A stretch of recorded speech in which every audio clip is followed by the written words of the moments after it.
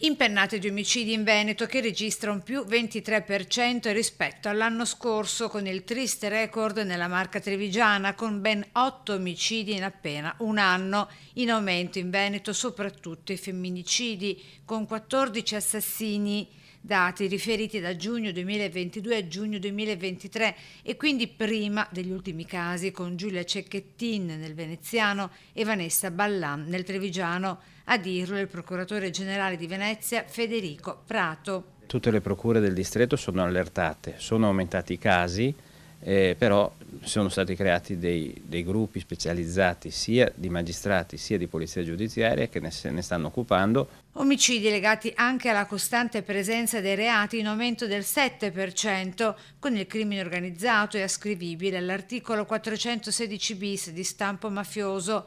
Padova, Vicenza e Verona sotto assedio della criminalità calabrese. Le cosche che vengono interessate da queste indagini sono quella grande Aracri, Gerace, Albanese. Mentre il Veneto orientale è dominato dalle cosche campane della camorra dei casalesi. La presenza del crimine organizzato in Veneto è stata accertata sia dall'indagine sia dai processi di primo grado che in alcuni casi sono stati già confermati in appello. Maglia nera a Mestre, seguita da Padova e Verona con le nuove droghe di sintesi e lo spaccio gestito dalle comunità criminali in mano ad albanesi e nigeriani. In cui vi sono delle organizzazioni nigeriane e albanesi che spacciano giorno e notte e quindi hanno reso invivibili certe zone della città.